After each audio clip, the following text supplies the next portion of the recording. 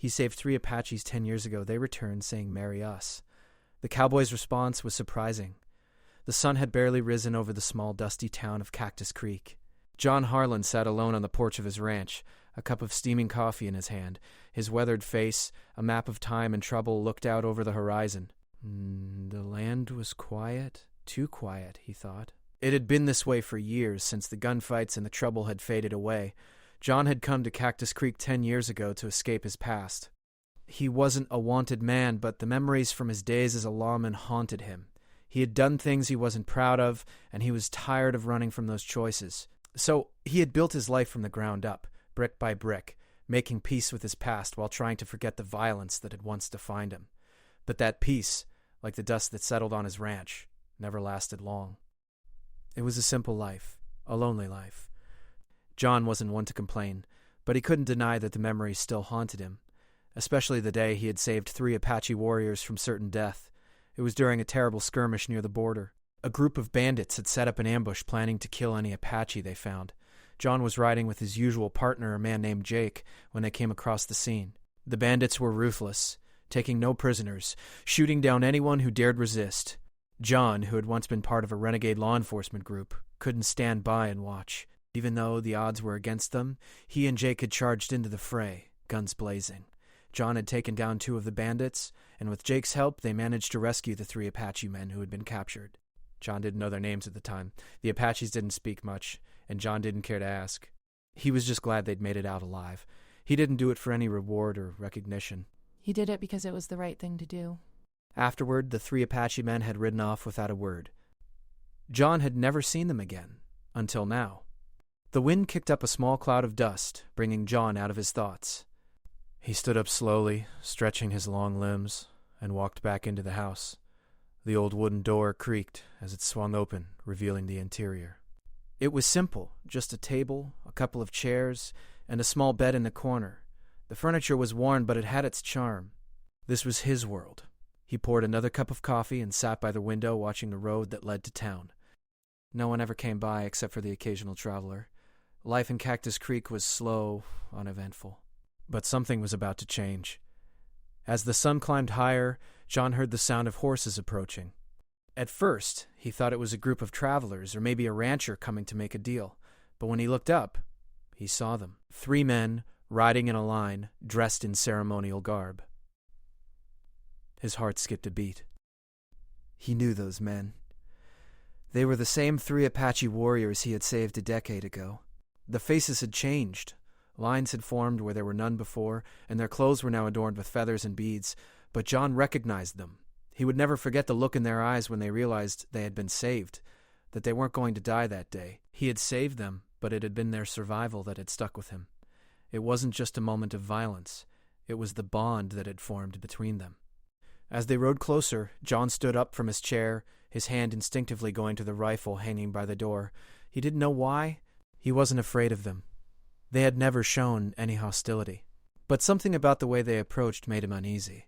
The eldest of the 3, an old man with a long gray beard, dismounted first. He looked at John with an expression that was both familiar and foreign.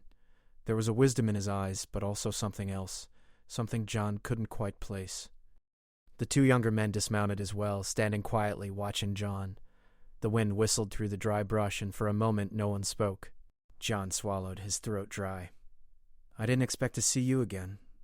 "You saved our lives," he said, his voice rough but steady.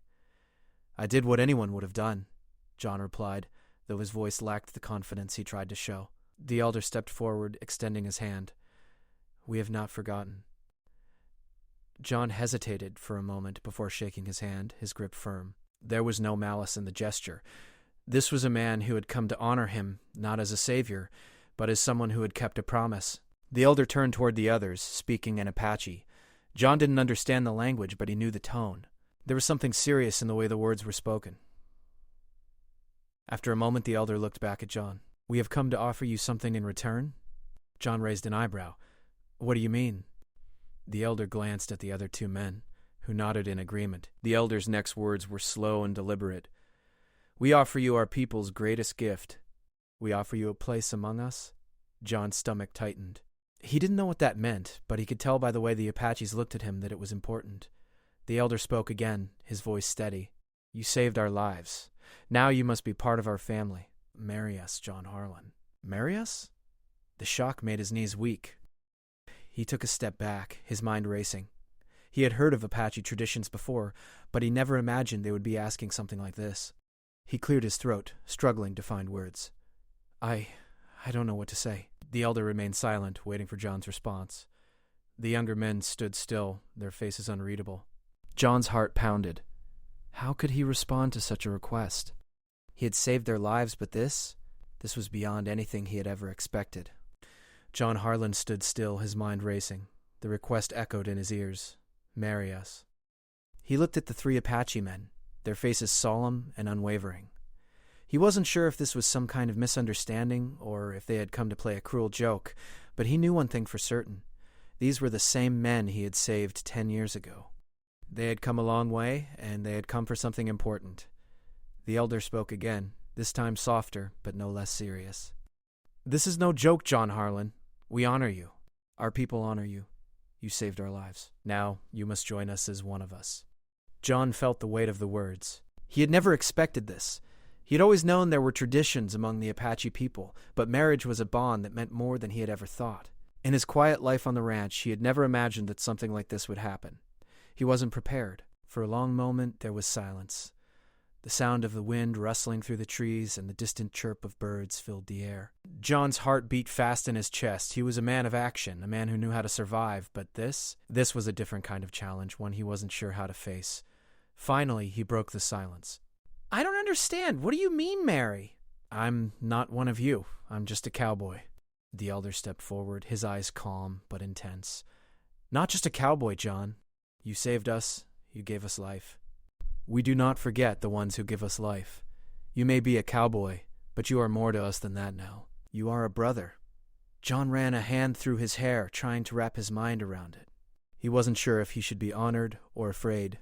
This wasn't a decision he could make quickly, but he knew he had to respond. The Apaches weren't going to leave without an answer. "What do you want me to do?" John asked, his voice uncertain. "We are not asking for your hand in marriage as you might understand it. Our way is different. Our bond is spiritual, not simply physical. We ask you to become part of our family. In our culture, the bond between a man and a family is stronger than any title. It is an honor." John looked at the 2 younger men, who were standing quietly behind the elder.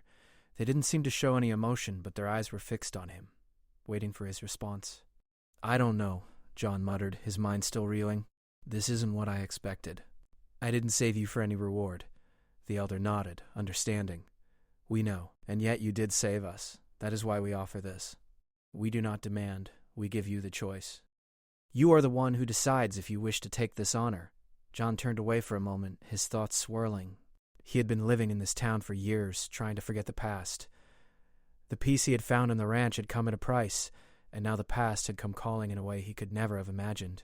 He had thought that saving those men was just another part of his past, a chapter closed long ago. But here they were, standing in front of him, asking for something that felt too big for him to grasp. He couldn't deny the bond he had felt with these men. When he had rescued them, he had done it without thinking twice. There was no hesitation, no calculating the risks. It had been the right thing to do. But now that they were here, asking for more, he wasn't sure if he was ready to take that step, to become part of a different world, a world that had its own rules, its own ways of living. Could he leave behind everything he knew and embrace this? Was he ready to be part of something so much bigger than himself? The elder seemed to sense John's inner conflict. "Take time to think about it. We will stay here for a few days. You do not have to answer us now." John nodded, but the question still hung in the air. What did he owe these men? What did he owe himself? That evening, as the sun dipped below the horizon, John sat alone on his porch, staring out into the fading light. He had lived a simple life, focused on surviving, on making ends meet. He had never considered the idea of being tied to a people, to a culture, to a family that wasn't his own. But as the Apaches camped near his ranch, he couldn't ignore the pull of their presence. He remembered the night he had saved them, their gratitude, the silent understanding between them. He remembered their faces, the way their eyes had shone with the gift of life. They had become part of him, whether he liked it or not. John's thoughts turned to his own family, the few relatives he had left in this world. His parents were long gone, and his brother had died in a gunfight when John was young. His family had been small, but it had been his. Could he really give up what little he had left in this world? Was it worth it to join a new family, a new culture, a new life? Or would it be a mistake, a choice he would regret for the rest of his life? The decision weighed heavily on him, and there was no way to know the right answer. He couldn't just ask someone else for advice. No one would understand. Only he could make this choice. As he sat in the dim light, the sound of the wind against the trees filled the air. The world felt small around him, yet somehow he knew it was about to get a whole lot bigger. He took a deep breath and stood up, walking towards the door. The time to make a decision was coming. He would have to speak to the Apache elders tomorrow. He couldn't avoid this much longer. He didn't know what he would say yet, but he did know one thing. He was not the same man who had saved them all those years ago. The cowboy who had been running from his past was now facing a future that was much more uncertain. And for the first time in years, John Harlan didn't know what was coming next. John Harlan didn't sleep that night. The hours passed slowly, the quiet of the ranch amplifying the chaos in his mind. The moon cast a soft, pale light over the land, and the sound of crickets filled the air. He sat on the porch, staring out into the dark desert, his mind spinning. What had he gotten himself into? He had never expected his life to take a turn like this. Saving 3 Apache men 10 years ago had seemed like just another day in his past, one of those events that didn't seem so important at the time. But now, those men had come back, asking for something far bigger than he could ever imagine. Marry us. John repeated the words in his mind. It wasn't what he expected. He had hoped for a quiet life, free from the violence and chaos of his past. But now, with the Apaches camped near his home and their request hanging in the air, he felt the weight of his decisions pressing down on him. For a long time, he had felt alone. The quiet life of a rancher suited him. No more gunfights, no more people depending on him. He could just tend to the land, care for his horses, and live out his days in peace. But now, standing at the crossroads of his past and future, he had to decide. Would he accept the Apaches' offer, or turn them away? John stood up from the porch and walked to the barn. The cool night air rushed past him as he opened the creaky door. He moved silently between the rows of tools, the smell of hay and leather filling the space. His horse, a sturdy brown mare named Daisy, looked up at him from her stall. She whinnied softly, and he stepped over to give her a pat on the neck. The simple, quiet comfort of the barn helped him collect his thoughts. What was his duty in this moment? What was his place in a world that had moved on without him? John had spent years running from his past, burying the memories of his time as a lawman, when he had been forced to make choices that weighed on his conscience. He had been a man who knew the cost of violence and the price of justice. But here, on this ranch, in the silence of the night, he was unsure of who he really was anymore. The Apaches had come to him for a reason. They believed he had saved them, but he didn't feel like a hero. Heroes didn't live quiet lives, did they? Heroes didn't shy away from responsibility. John's thoughts drifted back to the day they had saved the Apache warriors. It had been a brutal day, and he remembered the blood on the sand, the sounds of gunfire and screams. But through it all, he had acted without hesitation. It was what he had been trained to do, to protect, to serve. He had no idea that one act of bravery would come back to shape his future. He could still see the look in their eyes when they realized they were free, when they realized they weren't going to die that day. The gratitude in their eyes had been unspoken but real, and now, 10 years later, they had returned. Their lives had moved forward, and now they were offering him a place in their world, a world he didn't fully understand. Could he really leave behind everything he knew to join them, to become part of their culture, their family? He wasn't sure he could. He wasn't sure he was ready for that. As the hours passed, John's uncertainty grew. He wasn't afraid of the Apaches. He respected them. But this wasn't about respect. It was about belonging. Could he truly belong to a people whose customs, whose ways, were so different from his own? The next morning, the sun rose over the horizon, casting its golden light over the desert. John walked out of the barn, his boots crunching on the dry earth. He was still undecided, but he knew he had to speak to the Apaches. They were waiting for him, and he couldn't put off the decision any longer. When John reached the camp, the 3 Apache men were sitting around a fire, their faces calm, as if they had been waiting for this moment for years. The elder looked up when he saw John approaching. There was no surprise in his eyes, only the same solemn respect. John stopped a few paces away from them, his hands resting on his hips. He had made up his mind. It wasn't a decision he could make lightly, but it was a decision he had to face. "You gave me time to think," John said, his voice steady. "But the truth is, I've been thinking about it all night, all morning. I don't know if I'm the man you're looking for. I don't know if I'm the man who can join your people." The elder remained silent for a moment, his eyes studying John closely. Finally he spoke. "You are the man who saved our lives. We do not ask you to be someone you are not. We ask you to become part of our family. But the choice is yours." John shifted on his feet, feeling the weight of his decision. "I didn't save you for any reward. I did it because it was the right thing to do. I never expected this. I never wanted this." The younger men, who had been silent up until now, exchanged glances. John couldn't read their expressions, but he knew they were waiting. They weren't going to pressure him. They were giving him a choice. That was something he could respect. "I've lived alone for a long time," John continued, his voice quieter now. "I've made peace with my past. I don't know if I can leave that behind and become someone else. I don't know if I can be what you want me to be." The elder nodded slowly, understanding in his eyes. "It is not about becoming someone else. It is about joining our family. It is about understanding what it means to be bound to something greater than yourself. You do not have to give up who you are, John Harlan. You simply have to accept the bond between us." John stood silently for a moment, considering the elder's words.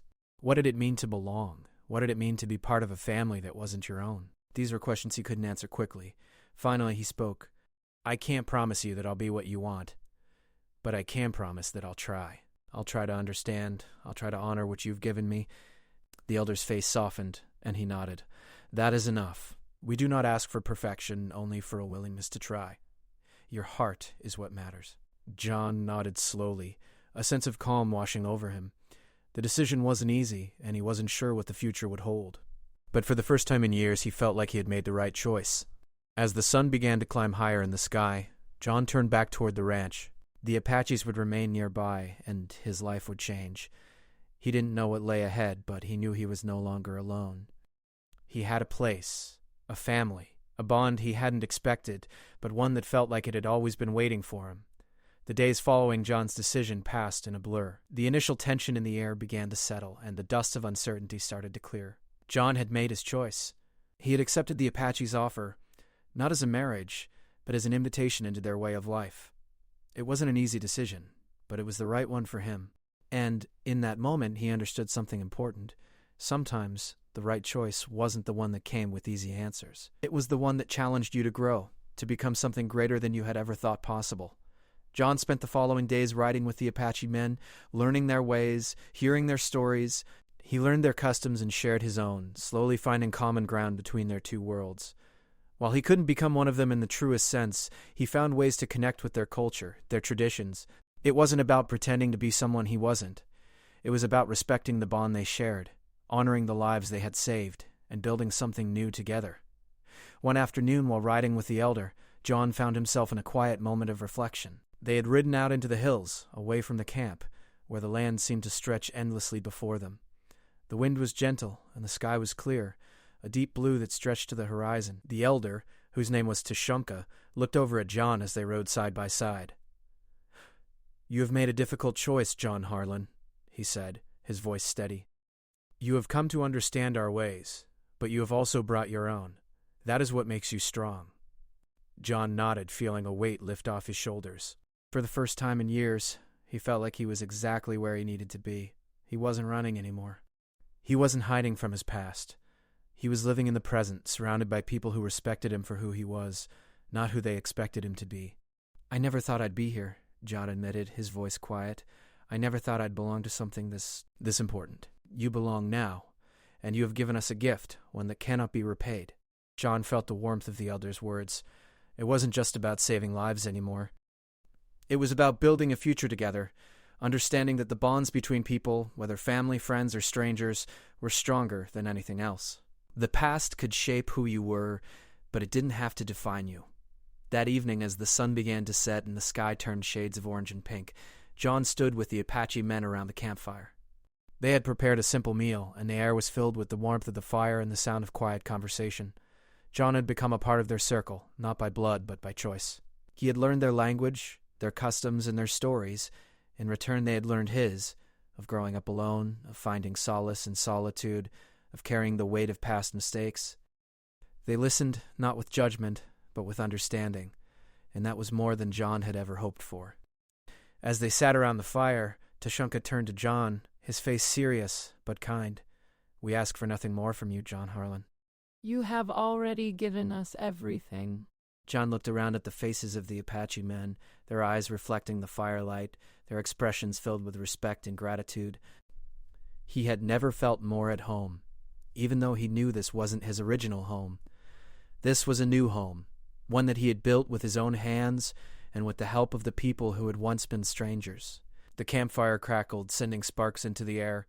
John took a deep breath, feeling the warmth of the fire and the comfort of the people around him. He could feel the weight of the decision he had made, but it didn't feel like a burden anymore. It felt like a gift, one that he had given and received in return. The night was peaceful. The stars sparkled overhead, brighter than ever. It was a reminder that no matter how lost he had felt in the past, the world was still vast, still full of possibility. And here, in this moment, John felt connected to something bigger than himself. He wasn't just a cowboy anymore. He was a part of something greater, a community that valued loyalty, honor, and respect. "Thank you," John said quietly, his voice barely above a whisper. Tashunka nodded, understanding. "No need for thanks. You are one of us now." That was all John needed to hear.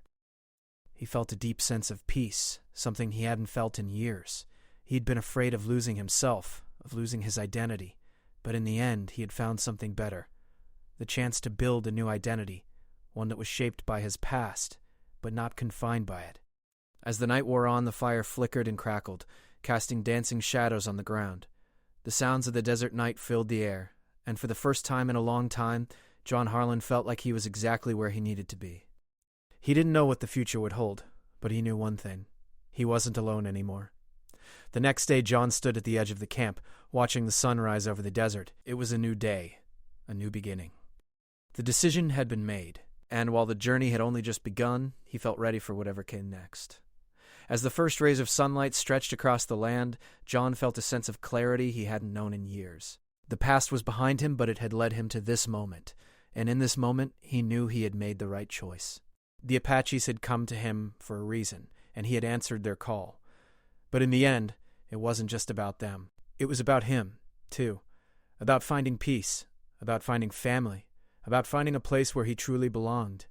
And as the sun climbed higher in the sky, John Harlan stood tall, knowing that no matter what the future held, he would face it with courage, with respect, and with the strength of the bond he had forged with these people. His people now. The cowboy who had once walked alone had found his place, his purpose, and his family,